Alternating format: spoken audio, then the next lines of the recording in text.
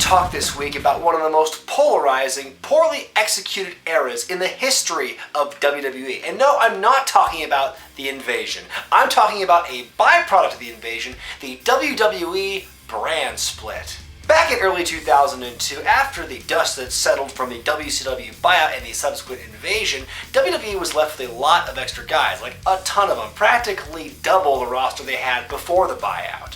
In an effort to utilize all of their talent, the company split their roster up among their two main shows, Raw and SmackDown, and treated the two shows as separate brands, separate entities. This more or less is what was supposed to have happened after the original WCW buyout. The plan was to restart the Nitro brand and have WCW exist alongside WWE as its own separate entity. Well, thanks for screwing that one up, Tacoma. The story was that Raw and SmackDown were competing against each other, only it wasn't really competition since they operated on different days and had overlapping rosters. It was all the excitement of the Monday Night Wars with none of the excitement.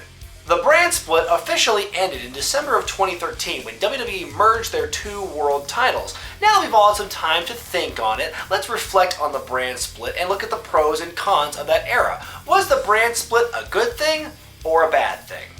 Pro number one, the split gave us a reason to watch both shows. Early on in the brand split, the company mostly stuck to their guns when it came to keeping the rosters separate. There was very little to no overlap in those first few months, so if you missed what happened on Monday, you wouldn't be able to catch all the details on Friday, and vice versa. When interbrand matches took place on pay-per-views later in the era, it always felt like kind of a big deal. In a landscape where there was no real competition, these interbrand dream matches were the closest thing they had to it, and so they did a very good job of keeping fans interested, and for the most part, those interbrand matches delivered. Con number one. After a while, it stopped being special. Over time, the brands and their exclusive rosters were no longer sacred. Wrestlers would hop back and forth from brand to brand with no rhyme or reason, often from week to week it would seem. With more and more overlap, the less and less these dream matches seemed like must-see events. There was barely any reason to loyally watch one show or the other because everything was so homogenized, right down to the sets. Those Raw and SmackDown super shows they would have, became more commonplace to the point where it felt like every week was a super show in theory. Not being able to stick with the original format of keeping the rosters totally separate and having trades and moves seemed like a big deal. Losing that format made it tough for fans to take the split seriously. Pro number two, pay-per-view storylines had more time to develop. With brand-exclusive rosters came brand-exclusive pay-per-views. It was an interesting concept. Each month, the shows would trade off. Raw would have a pay-per-view, SmackDown would have a pay-per-view, and so on and so forth until the two rosters would work under one roof during the Big Four pay-per-views, the WrestleManias, Royal Rumbles, SummerSlam, Survivor Series. Because of the less frequent pay-per-views for each brand, that meant each brand's storylines had a few more weeks to build and culminate at their respective pay-per-views. It was actually kind of cool to see more slow burns and more storyline progressions leading to the blow-off. Con number two, too many pay-per-views. Okay, let's break it down like this. There are 12 months in a calendar year, and during the brand split from 2003 to 2007, that's when the brand-exclusive pay-per-views were a thing. During that time, the company was averaging 15 pay-per-views a year. In 2006, they actually hit 16 pay-per-views in a single year. That's ridiculous on its own, but when you consider the fact that each pay-per-view cost anywhere between like $35 and $45 a pop, even more so if you wanted WrestleMania, think of how much money a fan would have to spend to get all of those pay-per-views in a single year. Especially when you're guaranteed at least a couple of those pay-per-views are gonna suck. In this case, more was definitely not better. Pro number three, the rebirth of ECW. Speaking of brands, the split made it possible for ECW to be resurrected. There was such a demand for ECW due to the success of their Rise and Fall DVD that it eventually led to two ECW-themed pay-per-views in 2005 and 2006. The second one being the official kickoff to ECW as a third brand. Now, ECW as a brand gave a lot of young guys an opportunity to get exposure on television before moving up to Raw or SmackDown, and it gave some other veterans something to do if they were not being used correctly on Raw or SmackDown. SmackDown. Now that I think about it, ECW as a third brand was kind of a precursor, kind of an ancient ancestor to what NXT is today. So in a way, the brand split made all that possible. Con number 3, ECW post-rebirth. This is laughable. There, just saved us a whole lot of time and headache. Pro number 4, lots of authority figures.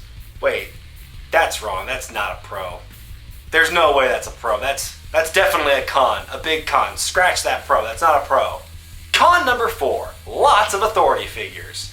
To me, there's really no positive way to spin this one. It's bad enough when WWE tries to replicate the magic of evil owner Vince on one show, but across 2 different shows with 2 different rosters, get out of here. You could argue that Vicky Guerrero and John Laurinaitis became big stars in their own right thanks to the 2 GM system on Raw and SmackDown, but apart from those 2 rare exceptions, you had boring old Teddy Long with his throw everyone into a tag match formula. You had the anonymous Raw GM, the celebrity guest GMs. You had Mike Adamle. You had AJ Lee. Not to mention all the assistants to the GMs over the years. Just these random men and women who are there to take up space. What about any of these authority figures made WWE must-see television? Pro number 5. It made lots of stars. The big takeaway from the brand split was always supposed to be that with 2 separate shows, it would allow more people a chance in the spotlight. I've joked about this in the past, but joking aside, the brand split really did help elevate a lot of talent that otherwise would not have gotten that chance without the brand split. Off the top of my head, guys like CM Punk, Chris Benoit, Chris Jericho, Eddie Guerrero, Dolph Ziggler, Jeff Hardy, Edge, Christian, JBL, the list kind of goes on. Guys like Randy Orton, John Cena, and Batista, they would have probably made it to the main event scene eventually had the brand split never happened, but the split certainly helped speed their careers up. Con number 5. Stars got lost in the shuffle. I talked about this at length in my Too Many Champions editorial last year. Yes, lots of guys got a shot at the main event, and a lot of them became world champions of their respective brands, but most of them did only briefly, then were immediately shunted back down to the bottom of the rankings, and while other people would just stay there forever and kind of keep other people away. There were 2 glass ceilings instead of 1 at this point. What extra value did it give to The Miz and Christian to win their respective world titles, then after losing it and never reaching that point in the card again? Do I even need to mention Triple H's reign of terror on Raw from 2002 to 2005? No, I did a whole episode on that. The brand split gave lots of people an opportunity, that's for sure, but in WWE the status quo was too strong for some of those other names to break out. I guess when you look back on it, the brand split worked for WWE the same way you might say that starting Colin Kaepernick over Alex Smith worked for the San Francisco 49ers. Started out very promising, but over time the returns severely diminished. For years, all I ever heard about were calls to end the brand split. End the brand split, it's killing wrestling, it's killing WWE. For a while, I was one of those people too. But now that it's over, I actually find a lot of people asking that it come back. And as crazy as it sounds, I might actually be in agreement. Today's WWE has a lot of the same problems that were persistent during the split, only now everything is amplified due to the singular brand. There are still tons of underutilized and underpushed talent on Raw and SmackDown. Now that everything's merged, the roster hasn't gotten any smaller, and there are just as many men and women who are not being used well on TV. I'm not saying everyone needs to be pushed to the moon and win a championship, but at least be presented in such a way that I'm made to care about them or be excited when they're on television. There are no big matches left for the company to do without bringing in outside talent and part-timers like Sting or Brock Lesnar. No one in the company is special anymore. Everyone's on equal footing these days, except for the select few who have been special for like a decade plus. Now that the world titles have been merged, there's less for people to fight for. It's not like the mid-card belts are worth anything anymore. The last few people who have won the US or Intercontinental titles are actually worse off now than they were before they won the titles. Was the brand split perfect? No, especially not in its final years when Raw and SmackDown were virtually identical in nature.